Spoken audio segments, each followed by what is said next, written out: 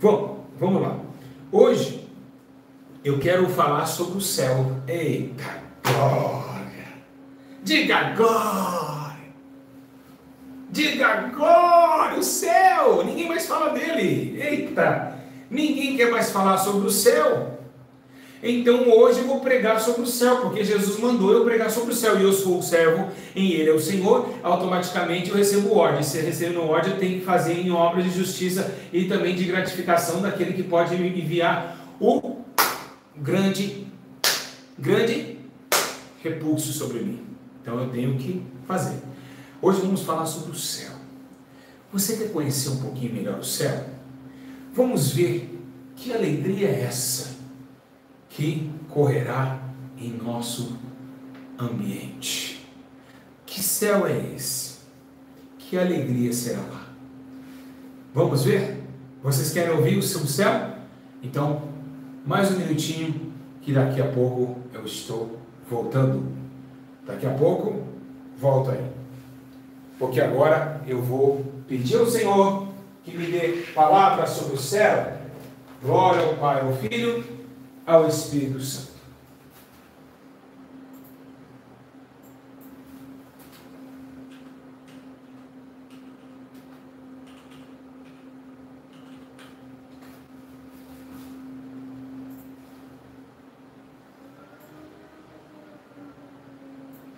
Abra a Bíblia Sagrada comigo.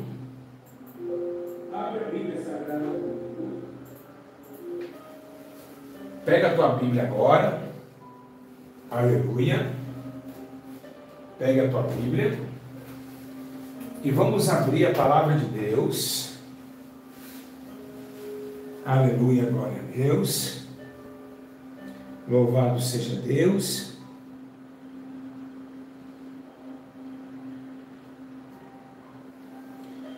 No livro de João, capítulo 14, versículo 2. João 14, 2. Vamos lá, rápido. Vamos, igreja. Vamos sair da terra, vamos. Aleluia. Glória a Deus. Louvado seja Deus. Vamos sair da terra, vamos embora. Aleluia. Louvado seja Deus.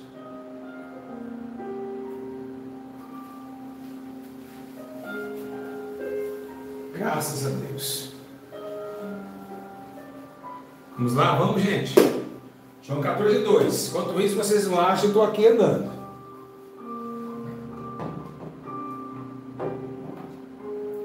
João 14, 2. Vamos lá. Está escrito assim, graças a Deus, João, capítulo 14, verso 2.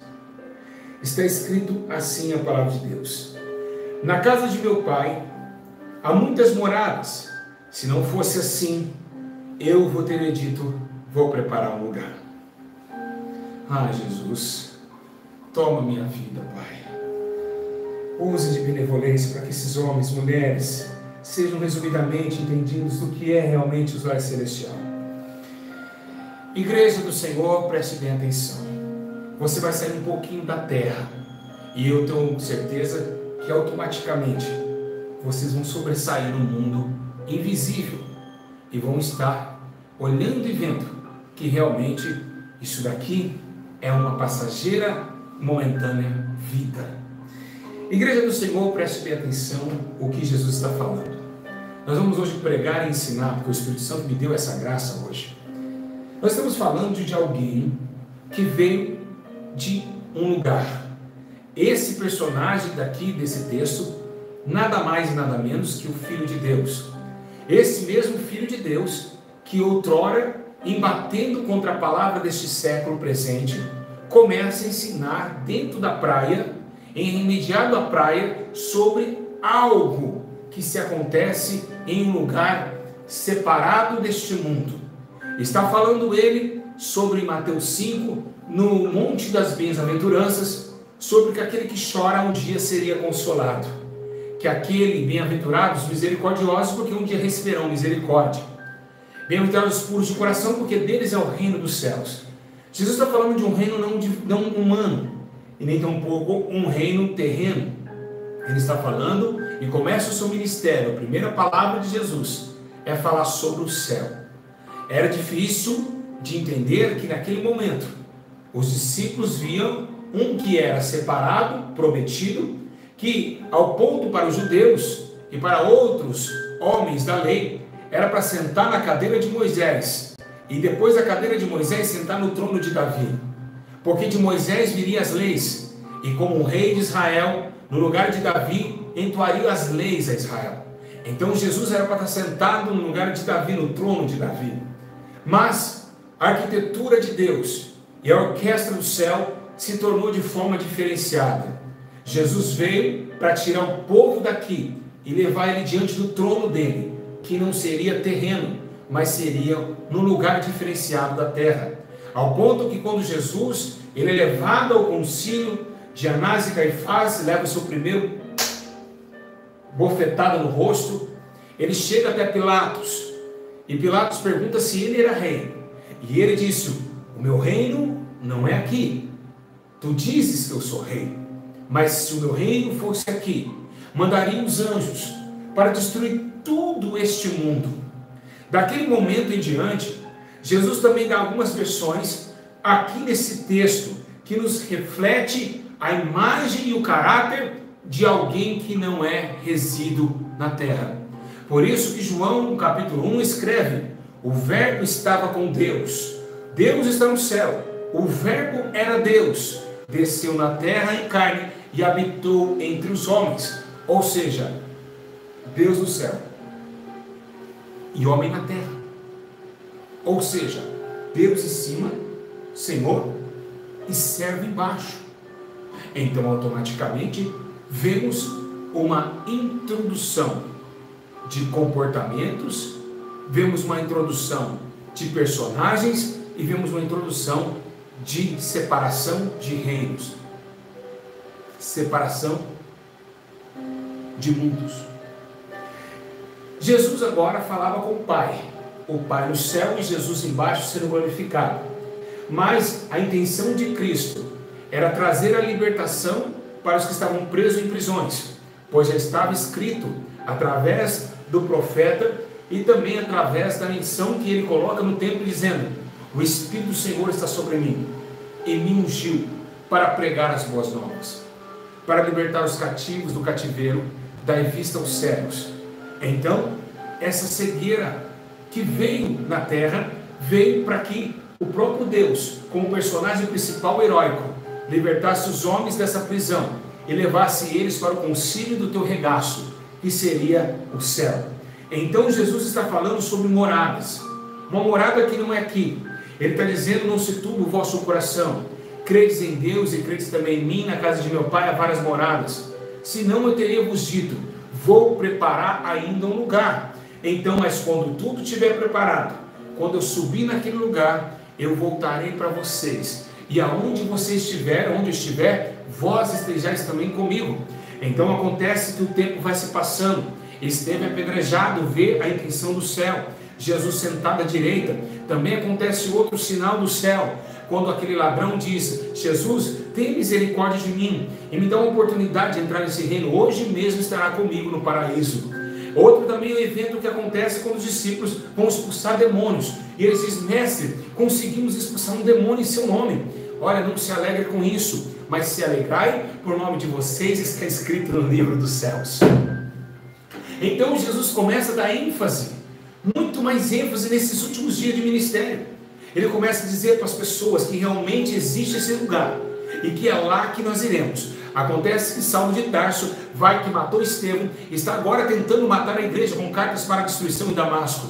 Mas Jesus aparece com o ser glorioso do céu, e Saulo cai no cavalo, fica cego. Ananias vai até a sua casa, e as escamas de Saulo caem, e quando Saulo é tomado pelo Espírito, ele é arrebatado em sentidos ao terceiro céu. E quando Saulo desce para doutrinar Pedro, ele disse: eu não sei se eu estava fora do corpo ou dentro do corpo, eu não sei, mas eu fui para um lugar, e lá eu vi as coisas inefáveis, palavras que não têm descrição, aquilo que o homem não consegue enxergar, aquilo que nunca desceu ao coração do homem, foi as coisas que Deus preparou para aqueles que o amam.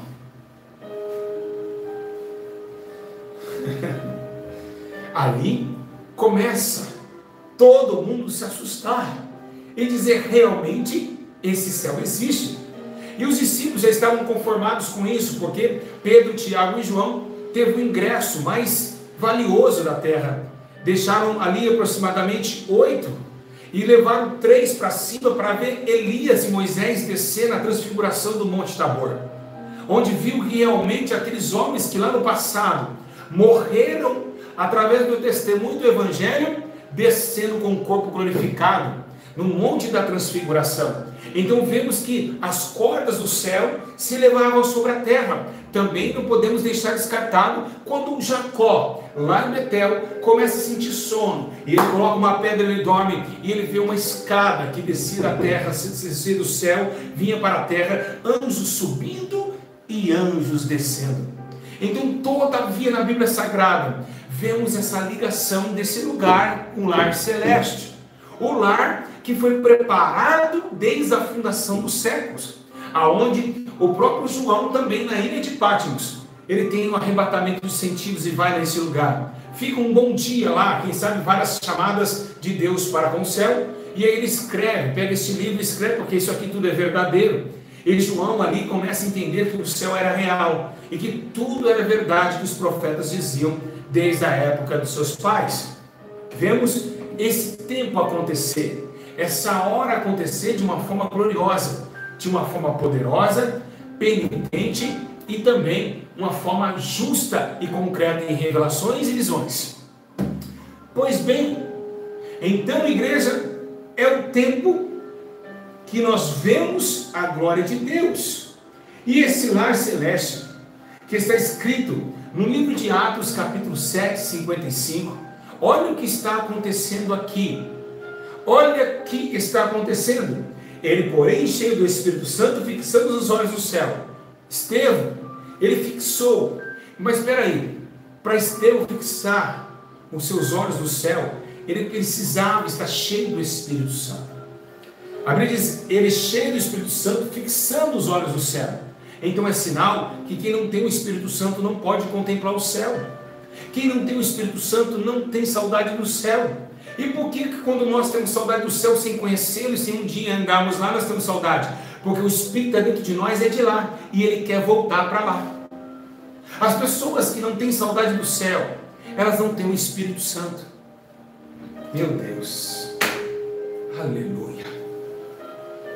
As pessoas, vou repetir, as pessoas que não têm saudade do céu, elas não receberam o Espírito Santo. E por quê? Porque quem faz nós sentirmos a saudade é o que está dentro de nós, é o Espírito que não é daqui. Pois Jesus disse, o mundo não pode recebê-lo, o Espírito Santo o mundo não pode receber, mas vocês vão receber, porque me conheceu.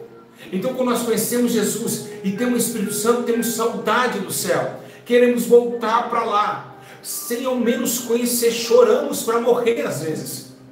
Temos vontade de Deus nos aniquilar, para que voltarmos à origem daquilo que está dentro de nós.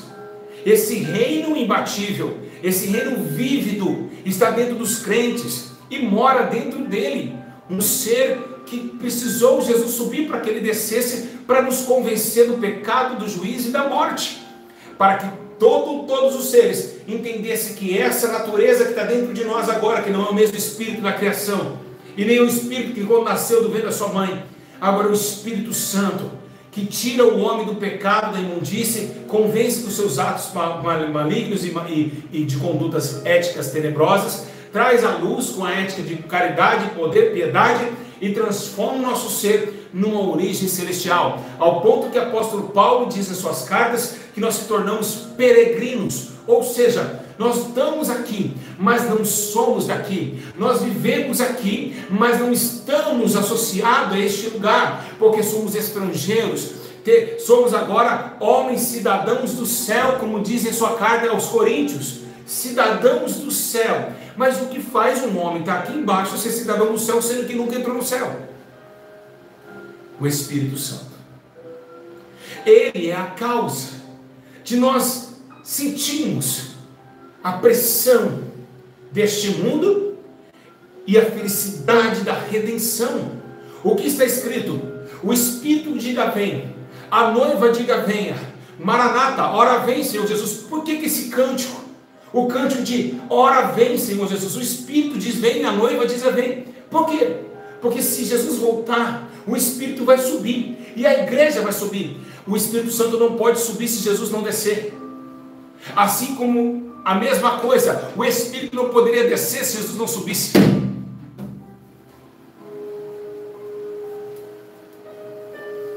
Glória!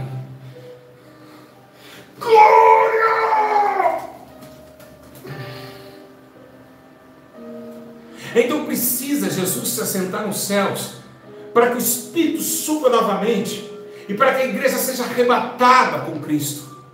E aí, levamos em considerações que as vestes limpas na terra relatarão para a luz do brilho do sol, e levantaremos nós uma bandeira de uma nova nação, chamada o Reino de Cristo, ou melhor, o lar celeste.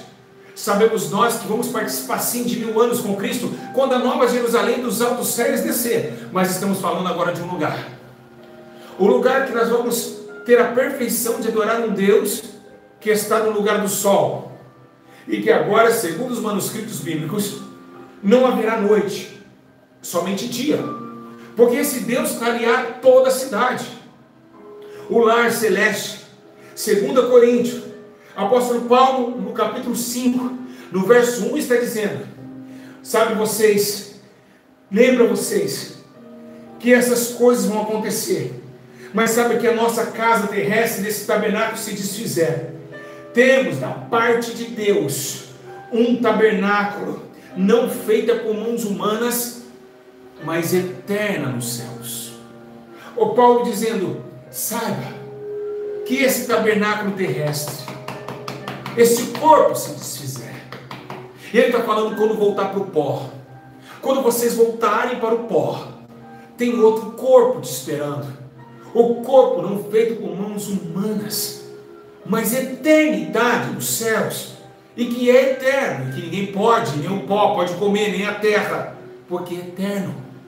Esse corpo transformado de glória, que está esperando no futuro os justos, que venceram este mundo para reinar no céu. E lembrando, Jesus sempre deixou o cartão postal desse lar celeste, mostrando para nós o poder da base bíblica, ao ponto de dizer, quem não morrer aqui, não vive lá.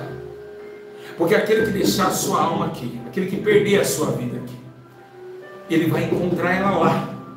Então são dois mundos. Se ganhar aqui, perde lá. Se perder lá, ganha aqui. Aí a escolha humana de habitar com Cristo vem da conduta do livre-arbítrio. Aonde você quer passar a sua eternidade é as escolhas das suas conquistas e prazeres. Se aqui tiver prazeres, vai negar o Senhor lá, porque não tem como agradar dois senhores. O Senhor da terra, príncipe do inferno. Exu também existe na terra, como Exu existe também no céu, mas Exu Arrabashia. O príncipe do mundo, Satanás, e Exu.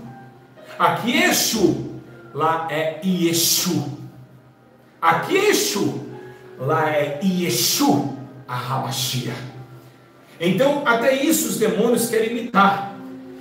O diabo com o príncipe da tristeza, da angústia, reinando o mundo capital, o mundo capitalista, enquanto o Yeshua HaMashiach está no céu, glorificado, cheio de santidade e incorruptível. Glória a Deus. Então agora estamos indo entrar no céu. Estamos agora nos primeiros passos. Agora João, no livro de Apocalipse, capítulo 7, no verso 9, João tem uma visão. Porque agora João está chorando, ele não sabe o que está acontecendo, ele está olhando algo de branco, vem um ancião, fala para ele, calma João, não chores, o livro está ali, tem um que é digno de abrir o livro de seus, Jesus Cristo, e agora, Jesus está agora vendo, olhando João, sentado no trono de glória, mas João agora está vendo, vendo algo no capítulo 7, no verso 9, que traz a redenção da minha alma, que traz uma alegria para a senhora que está em casa, que traz uma alegria para mim, porque ele viu essas coisas. Ele começa a dizer: depois dessas coisas, eu olhei, João, eu vi uma grande multidão que não podia contar, de todas as nações, de todas as tribos, povos e línguas, que estavam em pé diante do trono, e perante o Cordeiro, trajando compridas vestes e com palma nas mãos. Então João viu uma multidão, com as vestes brancas, compridas, traziam palma nas mãos, diante do trono de Deus. Eles estavam abanando e dizendo: esse é o Criador de todas as coisas, glorioso, exaltado em todo o tempo. E eles estavam abanando diante do trono. Eles abanavam, uma multidões, bilhões de milhões. E João, vendo aquela cena, uma multidão com vestes brancas, compridas e com muita alegria no rosto, adorando aquele que estava sentado no trono, que é o próprio Deus, com teu Filho amado Jesus o Cristo.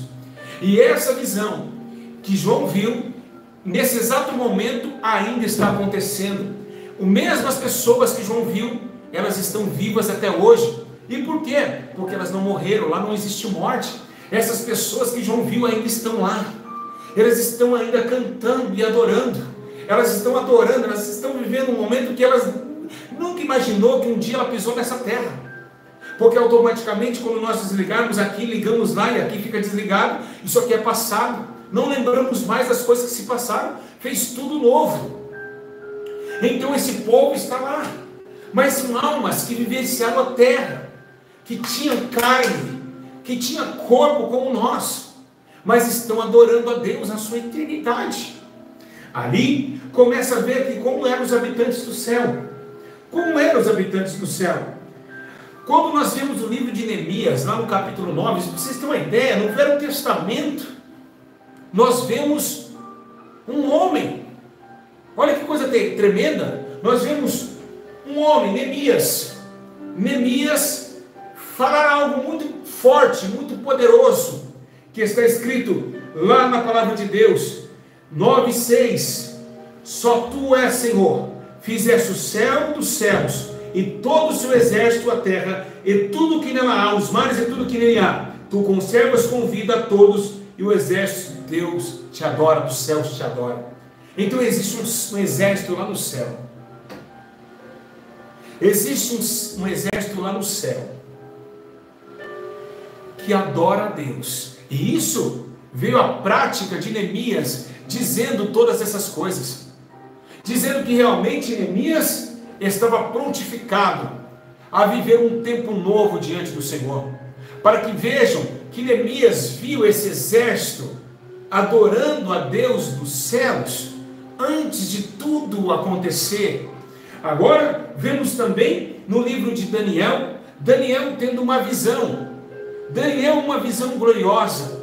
Daniel no capítulo 7, no verso 10, Daniel também está tendo a vista do céu. Olha quantas pessoas estão olhando o lugar da eternidade. O profeta Daniel está olhando e dizendo assim: olha, veja bem, ali no capítulo 7, no verso 10, está escrito: um rio de fogo manava e saía de diante dele, milhares de milhares o serviam, e milhões de milhões estavam diante dele. Assentou-se o tribunal e abriu-se os livros.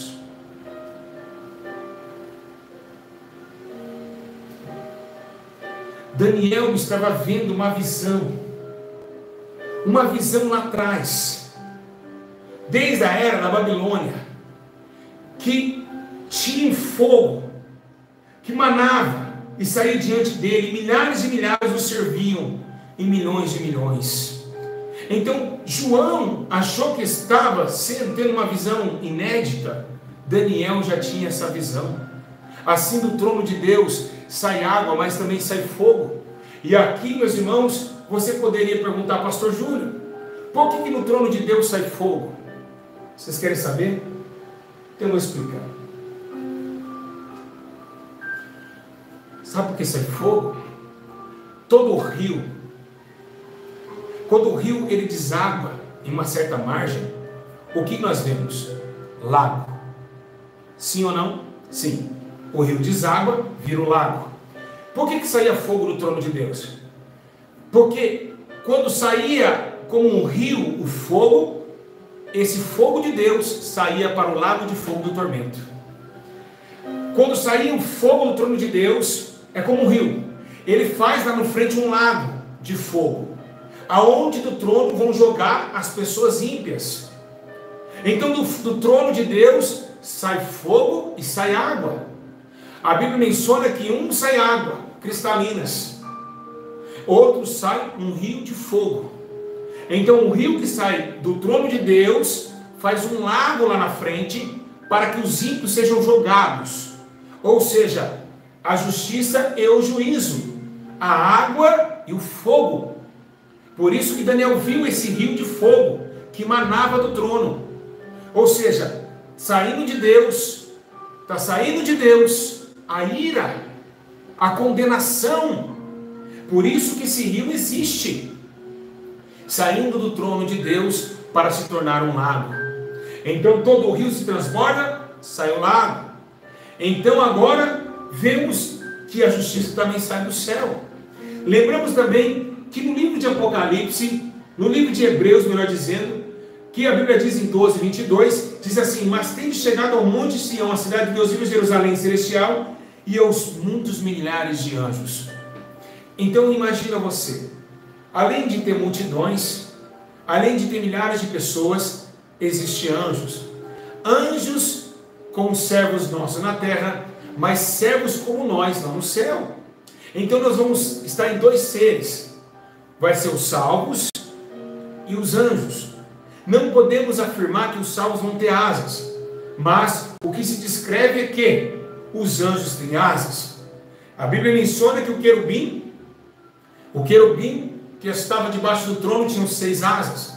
Então acreditamos nós que esse dia desse encontro entre os salvos e os santos anjos que já estão lá morando para toda a eternidade, nós vamos ter um encontro muito lindo e triunfal. Por quê? Porque todos nós vamos estar com características semelhantes, brancas, com o respeito que o anjo tem por Deus. Nós também teremos esse respeito de uma forma muito eficaz e de uma forma muito gloriosa. Olha que interessante que lá em Apocalipse capítulo 14, lá no céu, olha o que aconteceu no céu. A Bíblia menciona: então olhei e vi o cordeiro em pé sobre o monte Sião, e com ele 144 mil que fizeram escrito na testa e o seu nome, o nome do seu pai. Então Deus elegerá 144 mil, que dá para se entender que são 144 mil que não se corromperam das 12 tribos de Israel. Deus o preservaram lá, uma parte mais próxima. São esses que receberam, vamos colocar hoje, um camarote. São esses que têm a oportunidade de estar mais próxima do trono. E tem uma marca em sua testa. Então Deus, ele pegou esses 144 mil para se aproximar mais. É um jeito que Deus colocou para a execução do teu reino. E isso o homem não pode se queixar. É a vontade de Deus. O reino é dele. Nós somos apenas servos. Ele faz o que ele quer. Então esses 144 mil se apresentaram perto do trono.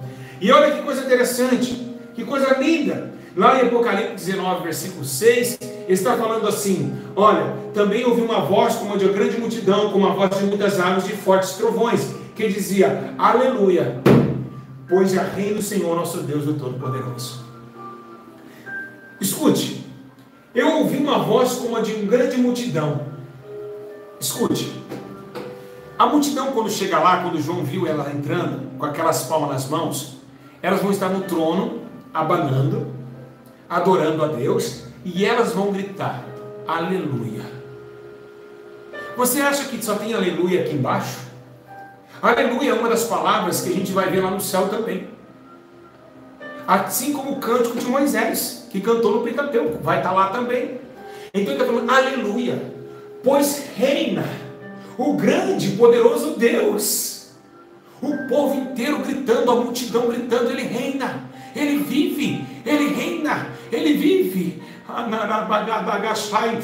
reina, ele vive, ele reina, ele vive, ele vive. O teu reino está firmado, aleluia, nas alturas. Ele vive, ele reina, ele reina, ele reina, ele reina. E rabana, eita glória. Uma multidão gritando, com palma nas mãos. Ele reina, ele vive, para todo sempre. Ele reina, ele vive, para todo sempre.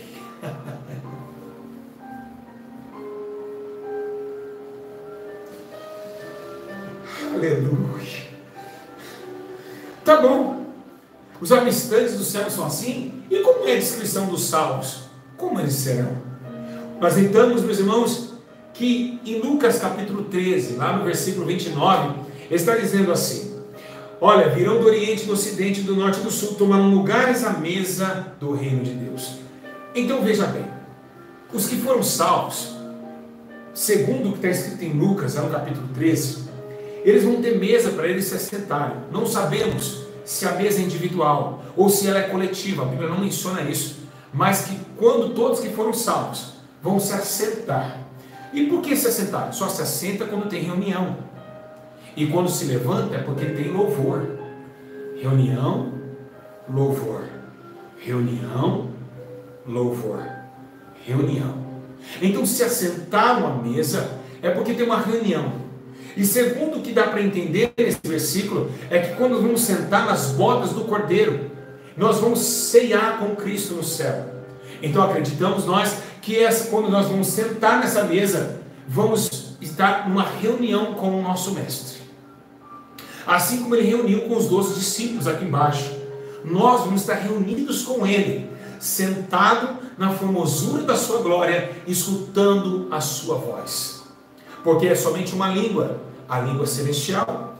Então vemos que em Lucas 13, 29, do Oriente virá, do Norte, do Sul, do Leste, pessoas de todas as espécies e tamanhos, tribos e línguas de todo o mundo.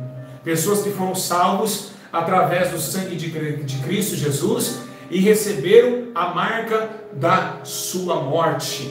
E qual é a marca da morte? O renascimento. O renascimento, o nascer de novo, é a marca da morte.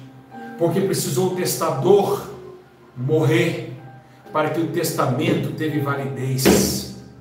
Não tem como o testamento ter validez se o testador ainda vive. Então o testador morreu para que o testamento estivesse escrito: todos aqueles que aceitaram o testador têm também participação no testamento, na herança.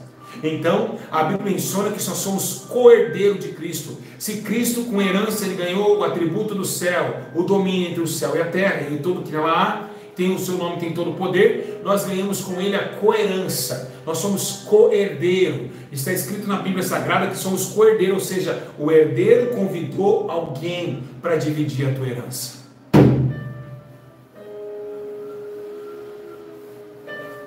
Então, dividindo a tua herança, ele nos leva para com ele também. Por isso que ele diz: aonde estiver, você será comigo também. Então essa herança, envolvida na coherança, leva junto para com ele. Por isso que ele disse: se você estiver em mim e eu estiver em vós, pedirei tudo o que quiser, será feito. Então se você estiver em Cristo hoje, fala: Senhor, eu quero essa herança, ele vai te dar. Louvado seja Deus. Agora vemos que Jesus ele adverte o povo. Ele está dizendo: olha, vocês de forma nenhuma podem casar no céu e se dar em casamento.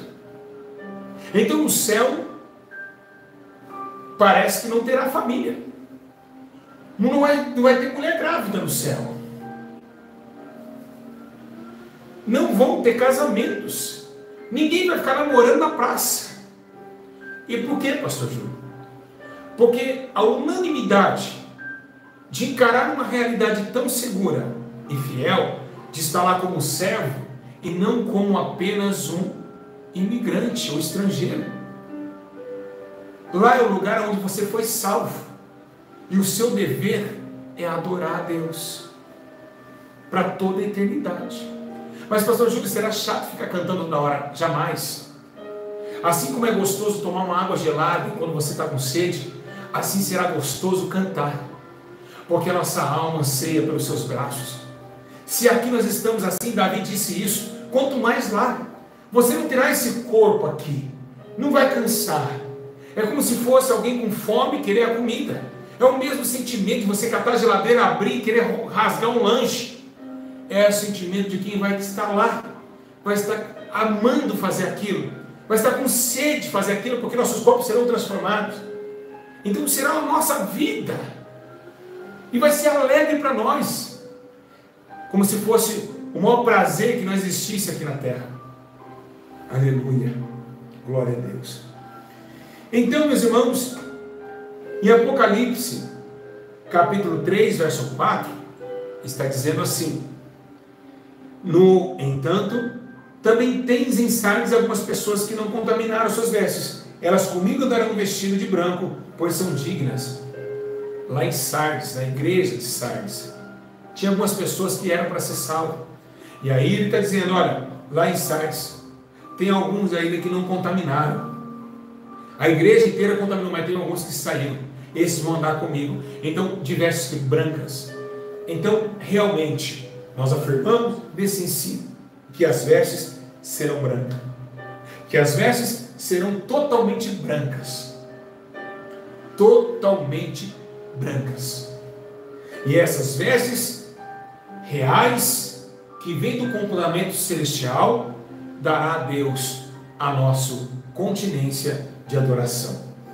E também, olha só que interessante, João também teve outra visão.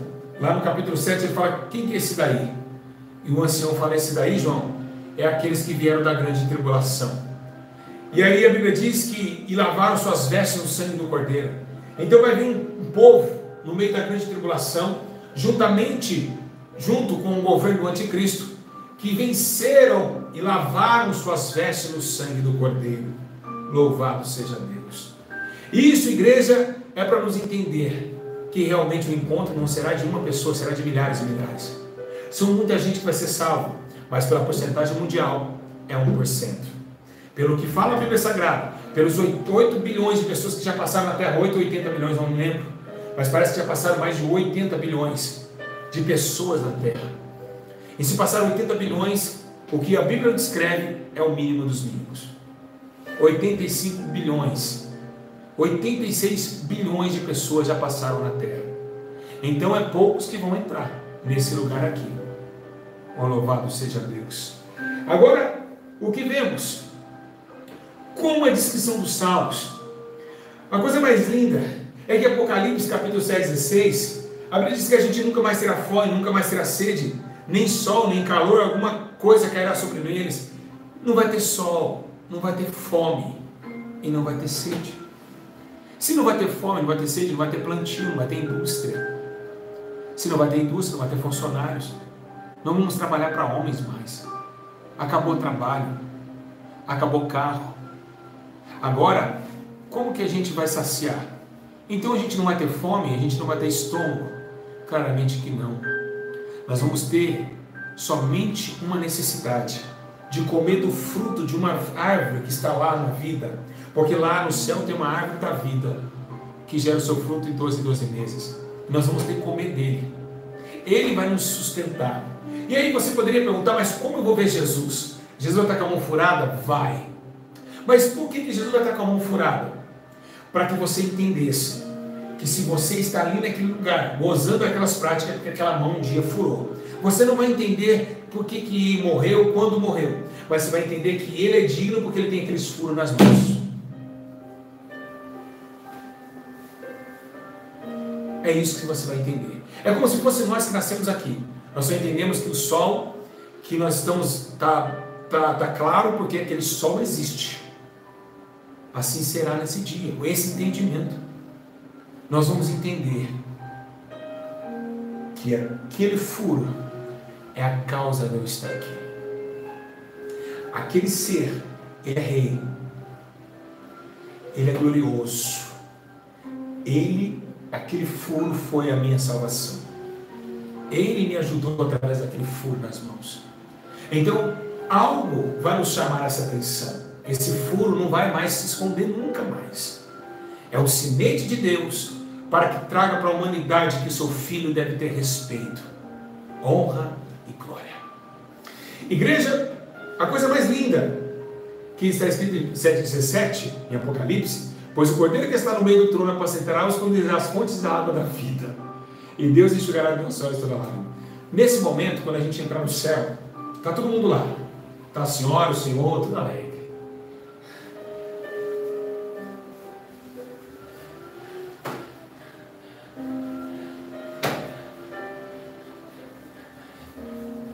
Jesus vai chegar, porque no céu ele também é pastor. Ele vai pegar todo o rebanho que está ali e vai nos conduzir. Igreja, você tem que colocar uma coisa na mente de vocês. Lá no céu a gente também é ovelha. Nós não vamos deixar de ser ovelha no céu. Jesus também vai deixar de ser pastor. Se você quer provar isso, acaba de ler. Aqui é 7,17. O cordeiro que está no meio do trono os apacentará e os conduzirá às fontes das águas. Então ele vai pegar nós e vai nos fazer uma excursão conosco. Vai nos levar até aonde saem as águas da vida. O que se dá para entender nesse texto é que isso vai começar logo no começo que a gente entrar. Por quê? Por que eu posso afirmar isso? Eu posso. Porque ali ele está falando que nunca mais a gente vai chorar depois de ter bebido dessa água. É como se fosse as ovelhas com sede. Então, nós estamos agora sendo conduzidos pelo próprio Jesus. Até ele está apacentando nós até onde saem as águas da vida. E aí ele está dizendo, nunca mais vocês vão chorar.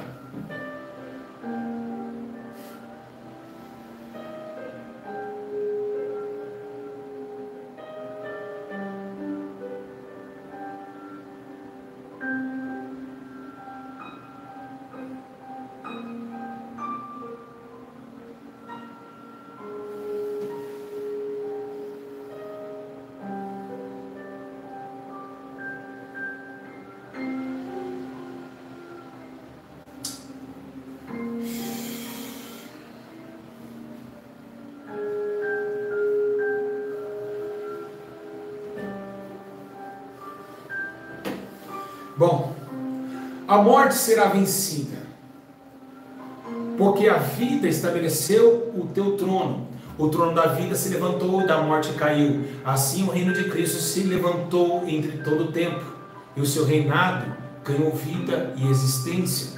Automaticamente a morte será vencida. E o que diz a Bíblia diz? Isaías capítulo 25, ele já profetizava que a morte ia perder. Lá no 25, 28 diz, aniquilará a morte para sempre e assim enxugará o Senhor de Deus de toda lágrima. Então aniquilará a morte para sempre. Escute, por que a morte vai sumir? Porque o pecado não vai mais existir. Porque o salário do pecado é a morte. E quando Eva peca, gera a morte. Tu morrerás e não viverás. Então, automaticamente, essa morte perderá força. Porque o pecado não existirá mais. Agora, em 1 Coríntios, no capítulo 15, 26, está dizendo, ora, o último inimigo que há de ser destruído é a morte. Então, a morte é um inimigo de Deus. Porque Deus não é a morte, a vida. Ele é o autor da vida. Então, esse inimigo deve ser combatido. E aqui começa a grande guerra, que é o que Paulo disse, o último inimigo. Então Deus vai lutar contra quem? Contra a guerra de Megiddo. Os demônios levarão contra a santa cidade. Todos esses serão dispersos. Pelo poder do sangue de Jesus e pelo algo sobrenatural, Deus aniquilará os inimigos da cidade santa. Mas agora ele está falando que agora o último inimigo é a morte. Leva Satanás, aprende ele com o Miguel Arcanjo, uma grande cadeia nas mãos, prende o grande falso profeta, a besta, o anticristo e o diabo, Satanás, que enganava as nações. Agora, o grande inimigo não era o diabo.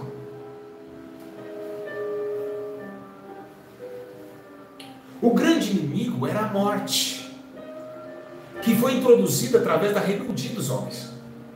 Então o grande será o último, que foi o maior inimigo. O maior inimigo de Deus não é Satanás. O que te ensinaram para você está errado. O maior inimigo de Deus é a morte, porque ela tem poder através dos pecados. E agora ele será aniquilado em 1 Coríntios 15, 26. E agora em 15, 54, Paulo fala: em quando que incorruptível se revestir de incorruptibilidade, e o que o mortal se vestir de imortalidade, então se cumprirá a palavra que está escrita: tragada foi a morte pela tua vitória. Então Jesus vencendo, a morte é tragada.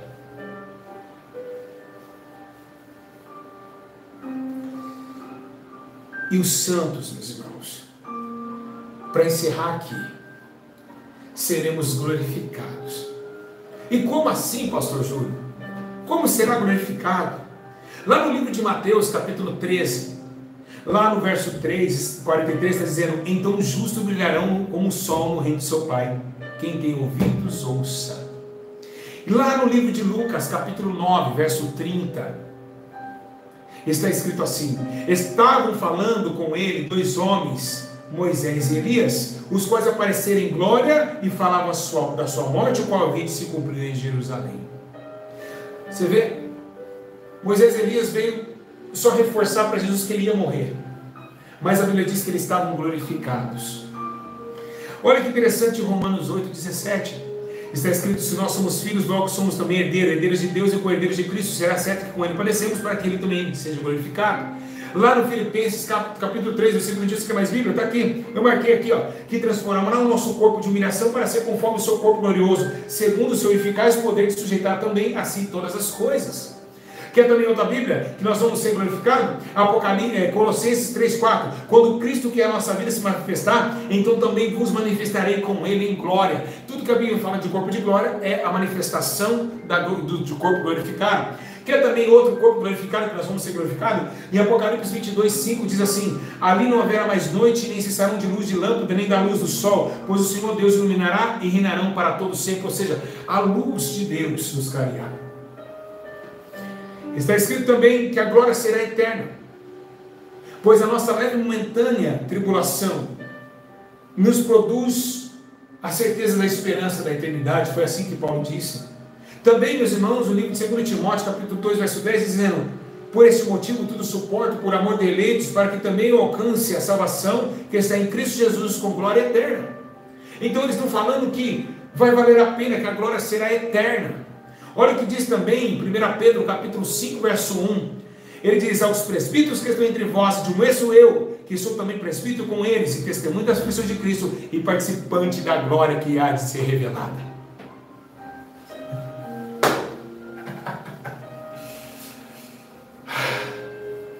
Estou no céu, ó. Cadê a terra? Sumiu a terra.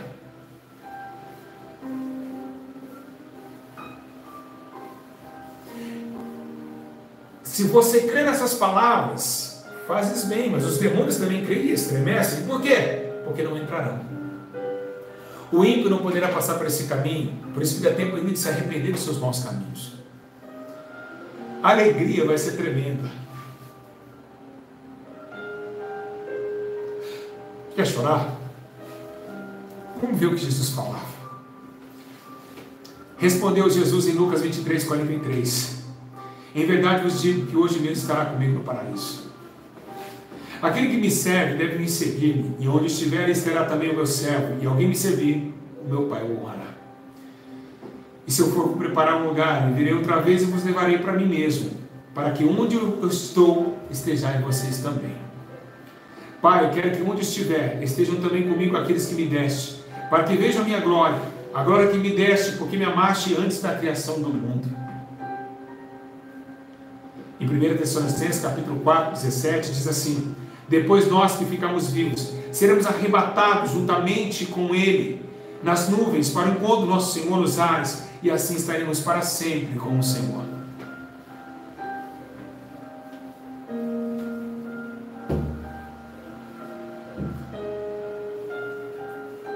Pastor, vamos lá, para encerrar aqui. Jesus disse que todo o trabalho nele não é em vão. e que nele está o galardão. Então, como que ele vai pagar as pessoas? Primeiro, Daniel está dizendo que quem ganha alma, sabe o que vai acontecer com quem ganha alma? O primeiro pagamento, aos ganhadores de almas.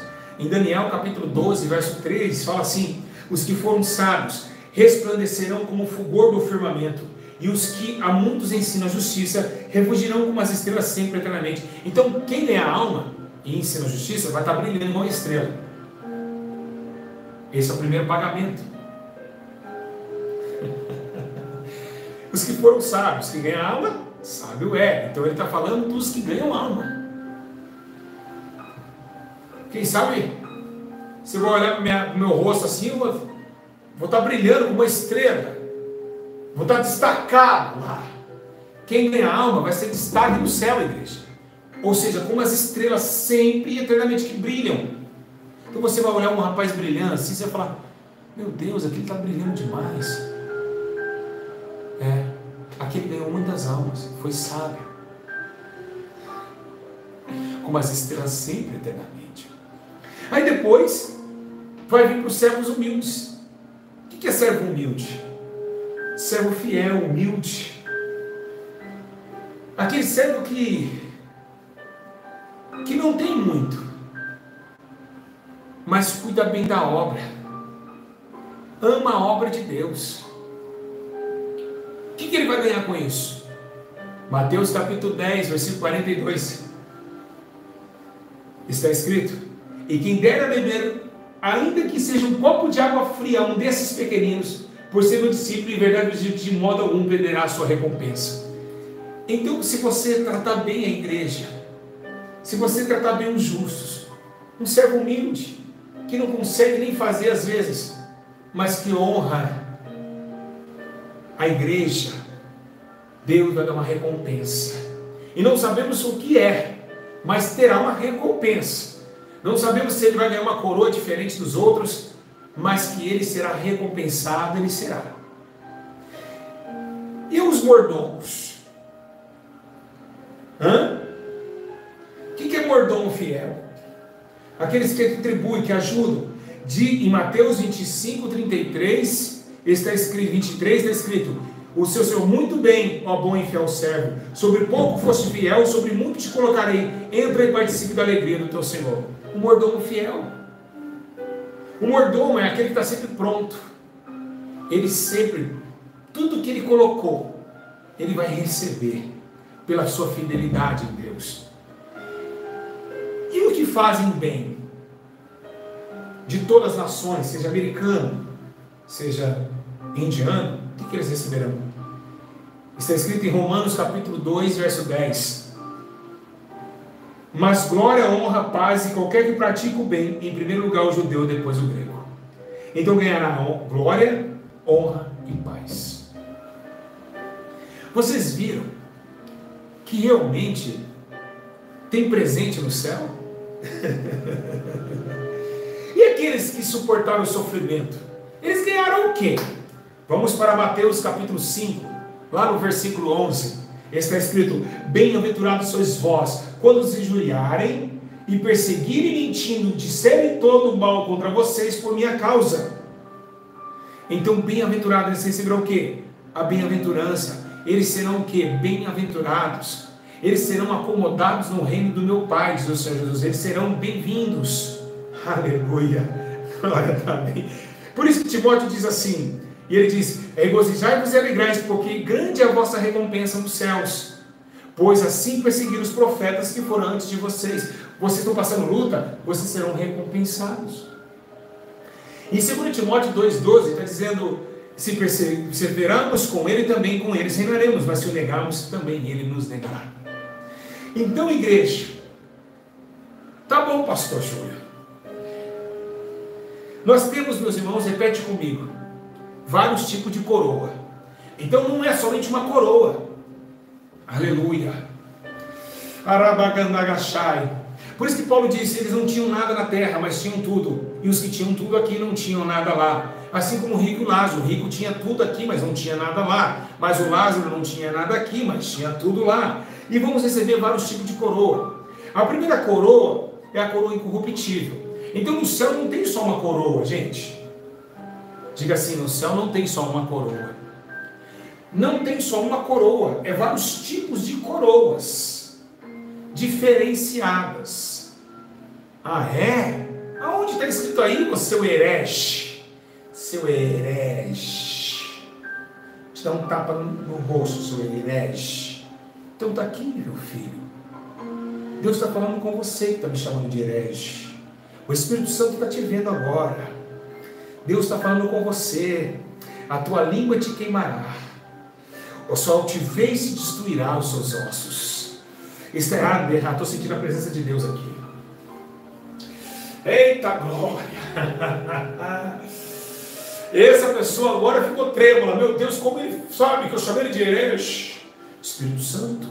Olha o que está escrito então, meu amigo.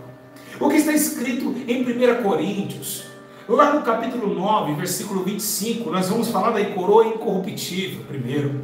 É vários tipos. Olha que interessante. Todo aquele que luta, em tudo ele domina, esses para alcançar uma coroa incorruptível. Nós, porém, incorruptível. Eles estão correndo para uma coroa corruptível, nós incorruptível. Então a primeira coroa é a coroa incorruptível. Qual é a segunda coroa? A coroa da justiça. Tá. Em 2 Timóteo, no capítulo 4, no versículo 8, está escrito assim. Olha só. Desde agora a coroa da justiça me está guardada, a qual o Senhor justo juiz me dará naquele dia. E não somente a mim, mas também todos que amarem a sua vinda. Ou seja, peraí, vamos lá. A coroa da justiça está guardada a mim, não somente a mim, mas todos aqueles que amarem a sua vinda. Vamos para a coroa da vida? Vamos para a coroa da vida. Tiago, capítulo 1, verso 12. Está escrito: bem-aventurado o homem que suporta a provação, porque depois de ter passado na prova, receberá a coroa da vida que o Senhor prometeu para aqueles que o amam. Coroa da vida. Então Jesus disse: venho sem demora, guarda o que tens, para que ninguém tome a tua coroa.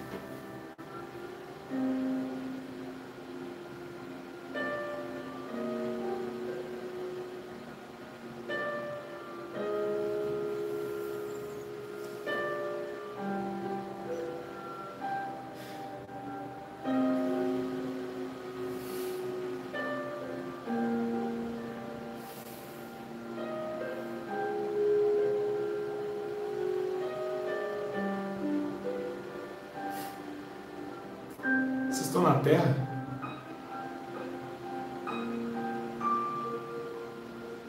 Vocês estão na terra?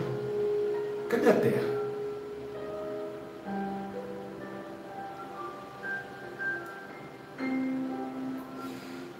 Eu não estou na terra.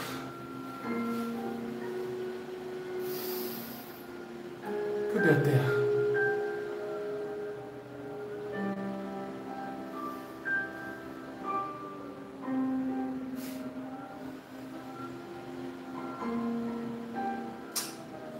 Preciso me esforçar, Pai.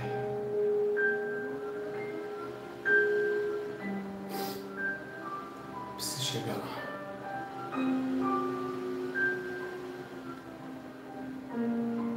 Saíram da terra.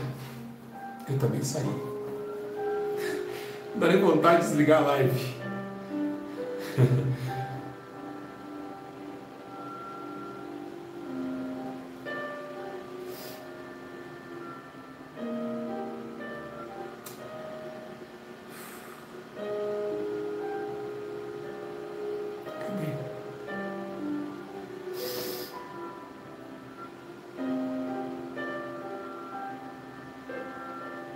O Senhor nos preparou uma morada.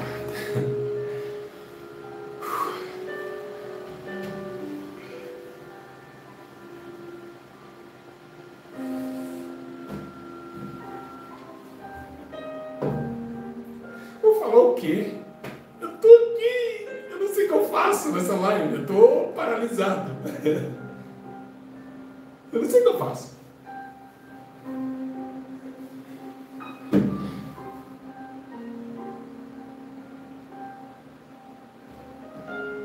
Sim.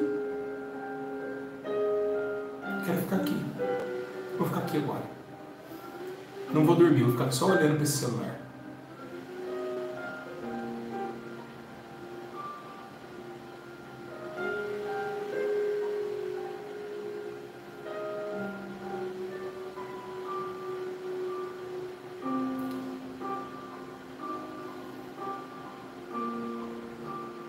Falou o quê?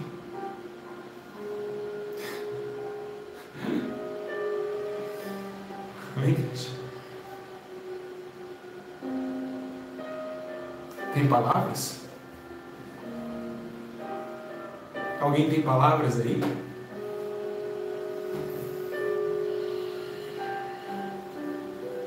Alguém tem palavras?